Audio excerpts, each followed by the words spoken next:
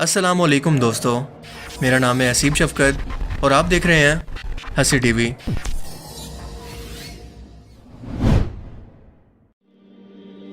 रसूलुल्लाह सल्लल्लाहु अलैहि वसल्लम के ऐलान नबूवत के बाद मदीना के अंदर मौजूद यहूदी रब्बी इकट्ठे हुए और आपस के अंदर मशवरा करने लगे कि मुहम्मदुर रसूलुल्लाह सल्लल्लाहु अलैहि वसल्लम से ऐसे क्या सवाल किया जाए कि इनके नबी होने की हकीकत वाज़ेह हो जाए।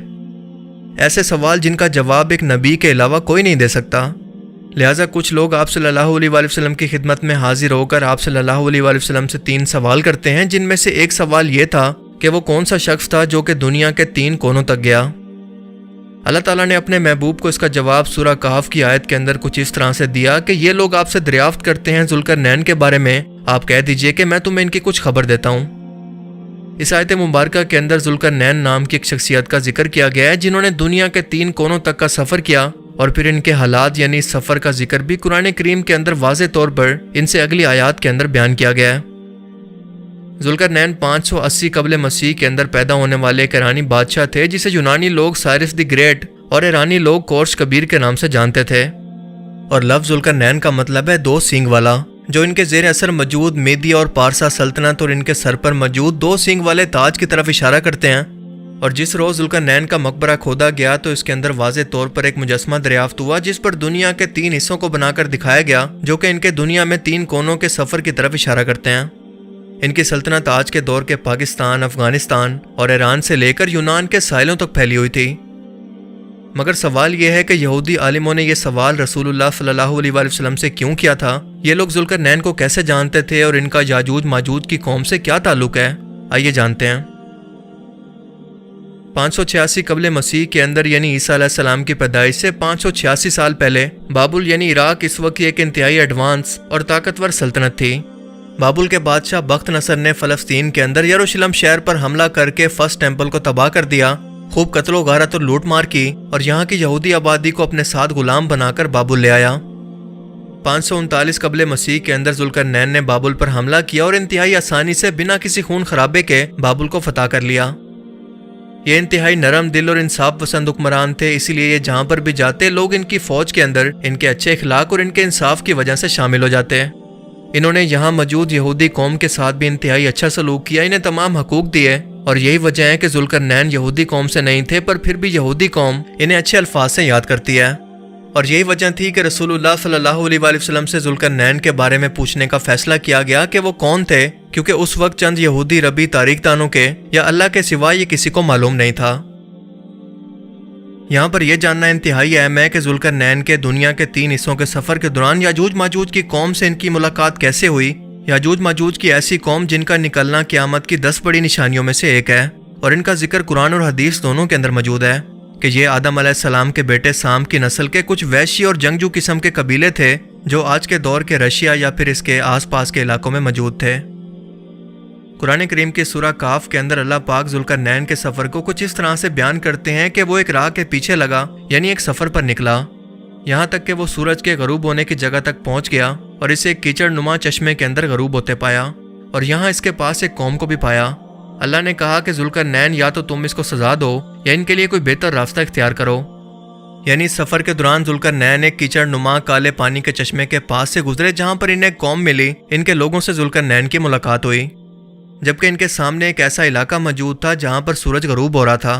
और जुल्करनैन की सल्तनत के मगरिब के अंदर आज के आर्मीनिया का इलाका मौजूद था जहाँ पर झील सवान की तरफ इशारा किया गया है जिसकी काली रंगत और कीचड़ नुमा होना इसकी पहचान है और ये आर्मीनिया के कुल रकबे का 5% है। इनके आसपास एक ऐसी कौम आबाद थी जो कि फितना और फसाद बर्पा करती और अपने आसपास के कबीलों पर हमला करके इनको तबाह कर देती, इनके लोगों को गुलाम बना लेती और इस कौम का नाम था याजूज माजूज। जी हाँ, ये लोग इंसान ही थे मगर वैशी तबीयत और फितना फसाद बर्पा करने वाले लोग जिनकी फितरत में ये सब कुछ शामिल था। आमतौर पर लोग इस कौम को किसी गैर इंसानी या जिन्नात जैसी बदसूरत या बड़ी जिसामत की खौफनाक मखलूक से जोड़ देते हैं, जबकि ऐसा कुछ नहीं है। ये बात कन्फर्म है कि ये लोग इंसान ही हैं। और जब जुल्करनैन यहाँ पर पहुंचे तो अल्लाह ने हुक्म दिया कि आपको इख्तियार है कि या तो इनको सजा दें या आपको जो मुनासिब लगे इनके साथ सलूक करें, आपको मुकम्मल इख्तियार है। इसके बाद कुरान करीम के अगले अल्फाज इस कौम की रिहाइश का पता इस तरह से देते हैं कि ये कौम 2 पहाड़ों के दरमियान ऊंचाई पर कहीं पर मौजूद थी, जहाँ से गुजरने के लिए एक रास्ते के सिवा कोई दूसरा रास्ता मौजूद नहीं था اور یہ لوگ کوئی بات سمجھنے کے قابل نہیں تھے، نہ کسی کی مانتے تھے اور نہ کسی کی بات کو سمجھتے تھے۔ ان کے آس پاس رہنے والی قوموں نے ذوالقرنین سے کہا کہ یہ یاجوج ماجوج کی قومیں ہم پر حملہ کر کے ہمارا سب کچھ لوٹ لیتی ہیں، قتل و غارت کرتی ہیں، فساد پھیلاتی ہیں۔ اگر ہم آپ کے لیے پیسوں کا انتظام کر دیں تو کیا آپ ہمارے اور ان کے درمیان ایک دیوار بنا دیں گے تاکہ ان لوگوں کے حملوں کو روکا جا سکے؟ ذوالقرنین نے جواب دیا کہ اللہ نے مجھے بہت کچھ دیا ہے، بس مین پاور سے میری مدد کرو، یعنی اپنے لوگوں سے کہو کہ اس دیوار کو بنانے کے اندر میری مدد کریں۔ اور یوں ان دو پہاڑوں کے درمیان موجود راستے کو ذوالقرنین نے لوہے اور تانبے کو پگھلا کر ایک نہ ٹوٹنے والی دیوار بنا دی، اور یہ یاجوج ماجوج کے قبیلے اس دیوار کے پیچھے قید ہو کر رہ گئے۔ لیکن یہ دیوار ایک دن قیامت سے پہلے ٹوٹ جائے گی، کیونکہ یہ قوم ہر روز اس دیوار کو توڑنے کے لیے اس کی بنیادوں کے اندر کھدائی کرتی ہے، اور شام ہوتے ہی یہ کہتی ہے کہ باقی کام ہم کل کریں گے، لیکن انشاءاللہ کہنا بھول جاتی ہے کہ اللہ کی مرضی سے۔ اور قیامت سے پہلے جب وہ انشاءاللہ کہہ کر اس دیوار کو کھودیں گے تو یہ ٹوٹ جائے گی، اور باہر نکلتے ہی یہ اتنی زیادہ تعداد کے اندر ہوں گے کہ دریاؤں اور جھیلوں کے پانی کو پی جائیں گے، انہیں خشک کر دیں گے، ہر جگہ پر قتل و غارت اور تباہی مچائیں گے، اپنے راستے میں آنے والی ہر چیز کو تباہ کر دیں گے۔ اور یاجوج ماجوج کی یہ قوم آج بھی اس دیوار کے پیچھے قید ہے۔ بہت سے مشہور اسلامک اسکالر مثلا ڈاکٹر اسرار احمد اور مولانا ابوالکلام آزاد کا یہ کہنا تھا کہ جس جگہ پر یاجوج ماجوج کی قوم کو قید کیا گیا تھا وہ دراصل آذربائیجان کے علاقے میں موجود دربند کا علاقہ ہے، جہاں پر ذوالقرنین نے قلعہ بنا کر اس کی دیواروں کو لوہے اور تانبے سے بنایا تاکہ یاجوج ماجوج کی قوم کے حملوں سے ان کے آس پاس کی قوموں کو بچایا جا سکے، جنہوں نے ذوالقرنین علیہ السلام سے یہ گزارش کی تھی کہ آپ ہمارے اور ان کے درمیان ایک لوہے کی دیوار کو بنا دیں جس کے نشان آج بھی اس جگہ پر موجود ہیں، اور اس قلعے کے نشان بھی۔ اور یہ جگہ قرآن کریم کے اندر بیان کردہ نشانیوں سے میل کھاتی ہے، کیونکہ اسی جگہ پر ذوالقرنین نے اس قوم کی طرف سورج کو غروب ہوتے دیکھا جہاں پر یہ یاجوج ماجوج کی قومیں آباد تھی۔ مگر بعد میں یاجوج ماجوج کی قوم کے اندر ایک بادشاہ خضر کے نام سے آیا جس نے یہودیت اختیار کر لی، اور اس کی قوم یاجوج ماجوج نے بھی۔ حالانکہ دنیا میں یہودیت ہی صرف ایک واحد ایسا مذہب ہے جسے قبول نہیں کیا جا سکتا، بلکہ یہ ایک نسل ہے جس کا سلسلہ نسب انبیاء سے جا کر ملتا ہے۔ لیکن یہی یہودی آج دنیا کے اندر پھیل کر خود کو اشکنازی جیوز کہتے ہیں، لیکن یہ اصل یہودی نہیں بلکہ یاجوج ماجوج کی نسل سے ہیں، جس کا ایک ثبوت ان کی رنگت ہے، کیونکہ یہ ترکش نسل سے ہیں جو کہ سفید رنگت رکھتے ہیں، جبکہ اصل یہودیوں کا رنگ گندمی تھا جو کہ فلسطین میں آباد تھے۔ اس کے علاوہ رسول اللہ صلی اللہ علیہ وآلہ وسلم کی حدیث مبارکہ سے یہ ثابت ہے کہ ایک روز آپ نے فرمایا کہ یاجوج ماجوج کا فتنہ قریب آ گیا ہے، اور آج ان کی دیوار کے اندر اتنا بڑا سوراخ ہو گیا ہے۔ یعنی اس قوم نے آپ صلی اللہ علیہ وآلہ وسلم کے دور میں اس دیوار سے باہر نکلنے کا راستہ ڈھونڈ لیا تھا، اور دوسرے خلیفہ حضرت عمر کے دور کے اندر بھی مسلمان فوجیں ان علاقوں میں روانہ ہو کر یاجوج ماجوج کی قوم سے جنگیں بھی کرتی رہی، جس کا ثبوت دربند کے علاقے کے اندر کئی صحابہ کرام کی قبریں ہیں۔ اور اس یاجوج ماجوج کی قوم کو تاریخ کے اندر کئی ناموں سے جانا جاتا تھا، مثلا گوگ ماگوگ، یاجوج ماجوج، قوم خضر یا اشکنازی وغیرہ، اور مسلمان اسے قوم خضر یا اشکنازیز کے نام سے جانتے ہیں۔ لیکن اب سوال پیدا ہوتا ہے کہ اگر یہی قوم خضر جو کہ آج خود کو یہودی کہتی ہے یا اشکنازی جیوز یاجوج ماجوج کی قوم ہے، تو پھر قیامت سے پہلے یہ کیسے پوری دنیا پر حملہ آور ہوں گے؟ ڈاکٹر اسرار احمد مرحوم کے مطابق اس کا مطلب ایبسٹریکٹ معنوں کے اندر تھا، یعنی قرب قیامت کا وہ وقت شروع ہو چکا ہے، اور آج خود کو یہودی کہنے والے دراصل اشکنازی جیوز دنیا کی اونچائی پر موجود ہیں اور دنیا کے ہر ایک ریسورسز پر قبضہ کر کے بیٹھے ہیں۔ دنیا کا تمام معاشی نظام، میڈیا، پولیٹکس انہی کے کنٹرول میں ہے، جس سے وہ باقی دنیا کے انسانوں پر حملہ آور ہیں، جیسا کہ قرب قیامت سے پہلے ان کے کردار کو بیان کیا گیا ہے۔ اور یہ بحر تبریہ کا پانی بھی پی چکے ہیں جو کہ اسرائیل کے پاس موجود ہے، اور یہودی قوم کئی دہائیوں سے اس کا پانی استعمال کر رہی ہے، اور اسی لیے یہ جھیل اب آہستہ آہستہ خشک ہو چکی ہے، جو کہ ان کے نازل ہونے کی بہت بڑی نشانی ہے۔ اب بس اتنا وقت باقی رہ گیا ہے کہ یہ سب اکٹھے ہو کر پوری دنیا پر جنگ مسلط کریں گے اور قتل عام کریں گے، جب تک کہ اللہ کے حکم سے ہلاک نہ ہو جائیں۔ جیسا کہ قرآن کریم کی سورہ الانبیاء کے اندر ارشاد ہوتا ہے کہ یہاں تک کہ یاجوج ماجوج کھول دیے جائیں گے اور ہر بلندی سے دوڑتے ہوئے آئیں گے۔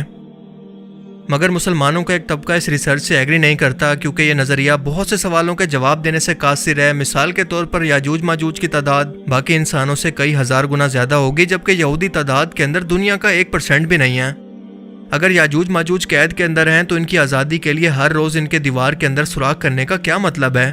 تیسرا، اگر وہ قلعے کی دیواریں ہی ذوالقرنین کی بنائی ہوئی تھی تو اس کے کھنڈرات اس وقت کہاں پر موجود ہیں؟ اور اس قلعے کی لوکیشن بھی دو پہاڑوں کے درمیان موجود راستے کو جسٹیفائی نہیں کرتی۔ اور اسی سے ملتے جلتے سوالوں کو ذہن میں رکھ کر مسلمانوں کی ایک ریسرچ ٹیم نے قرآن کے اندر موجود اس دور کے نقشے کو سامنے رکھتے ہوئے اس علاقے میں جانے اور کھوج کرنے کا فیصلہ کیا، اور کچھ ایسے حقائق کھوج نکالے جس نے دنیا کو حیرت میں ڈال دیا۔ کیونکہ ان کا دعویٰ ہے کہ وہ یاجوج ماجوج کی اس دیوار کو تلاش کر چکے ہیں جو کہ ٹنوں برف کے نیچے موجود ہے اور اسے میٹل ڈیٹیکٹر سے کنفرم کیا گیا۔ ان کے مطابق یہ آج کے دور کے کرگستان ملک کے اندر موجود ہے جو کہ USSR کے ٹوٹنے سے پہلے رشیا کا حصہ تھا، اور اس کا زیادہ تر حصہ پہاڑوں اور میدانوں سے گھرا ہوا ہے جہاں پر زیادہ آبادی بھی موجود نہیں، اور پہاڑی میدانی علاقے یہاں پر موجود ہیں۔ مصر اور سینٹرل ایشیا سے تعلق رکھنے والے کچھ مسلمانوں نے اس سفر کا ارادہ کیا اور یہ 30 لوگ تھے۔ 1 سال 4 مہینے کے اندر جا کر یہ دشوار گزار سفر مکمل ہوا اور تقریباً آدھے لوگ اس سفر کی مشکلات اور موسم کی شدت سے مارے گئے۔ لیکن جب آخر کار یہاں پر پہنچے تو ان لوگوں نے دیکھا کہ یہ 2 پہاڑوں کے درمیان موجود ایک راستہ تھا جو کہ بالکل برف کی دیوار کی طرح دکھتا ہے، جسے خود انسانوں نے بنایا ہے۔ یہ قدرتی طور پر نہیں بنا، کیونکہ اس کے آس پاس موجود پتھر کے ٹکڑے یہ بتا رہے ہیں کہ ان پتھروں کو میٹل یعنی لوہے اور پیتل سے پگھلا کر بنایا گیا، اور اس دیوار پر برف کی موٹی تہ موجود ہے جو کہ نہ جانے کتنے ہزار سالوں سے یہاں پر پڑی ہے اور بالکل فلیٹ دکھتی ہے۔ یہ فلیٹ برف کی دیوار قدرتی طور پر بننا ناممکن ہے اور قدرت ایسے سٹرکچر نہیں بناتی۔ اور دوسری بات یہ کہ اس بیابان اور بنجر علاقے کے اندر کسی بھی شخص کو اتنی بڑی میٹل کی دیوار کے بنانے کا آخر کیا مقصد ہو سکتا ہے جس کی کوئی تاریخ یہاں کے مقامی لوگوں کو بھی معلوم نہ ہو۔ اس نقشے میں آپ واضح طور پر 2 پہاڑوں کے ٹپس یعنی اونچائی کے درمیان میں ایک برف کی دیوار کو دیکھ سکتے ہیں، اور اسی دیوار کی وجہ سے یہ برف یہاں پر رکی ہوئی ہے، ورنہ اس کے آس پاس کے علاقے کی طرح یہ بھی خشک اور بنجر ہوتے۔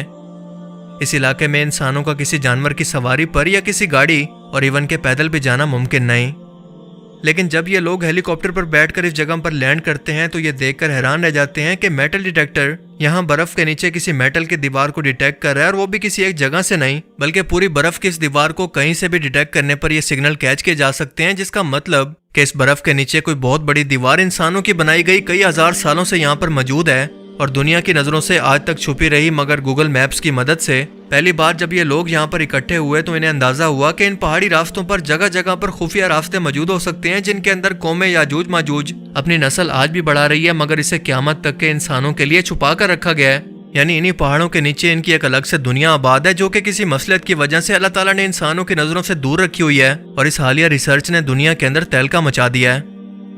لیکن یقین سے یہ کہنا کہ یاجوج ماجوج سے متعلق کون سا نظریہ درست ہے یہ ممکن نہیں، کیونکہ اللہ کے رسول صلی اللہ علیہ وآلہ وسلم نے ہمیں واضح طور پر ان کی نشاندہی نہیں کی، کیونکہ یہ بتانا ضروری نہیں تھا، اور یہ اللہ کا فیصلہ ہے انسانوں کی آزمائش کے لیے جو کہ ہو کر رہے گا۔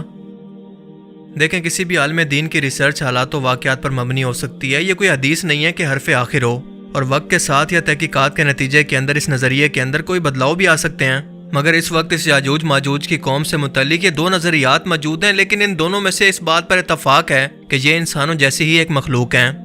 جو یا تو اس پہاڑ کے اندر رہ کر اس دیوار کی وجہ سے قید ہیں اور قیامت کے دن اس اونچائی سے اتریں گے، یا پھر یہ قوم خضر ہے جو کہ آج خود کو اشکنازی جیوز کہتی ہے مگر ہے نہیں، اور دنیا کی ہر ایک اونچائی پر موجود رہ کر انسانوں پر آج بھی حملہ آور ہے۔ یہ اللہ کی ذات کے سوا کوئی نہیں جانتا۔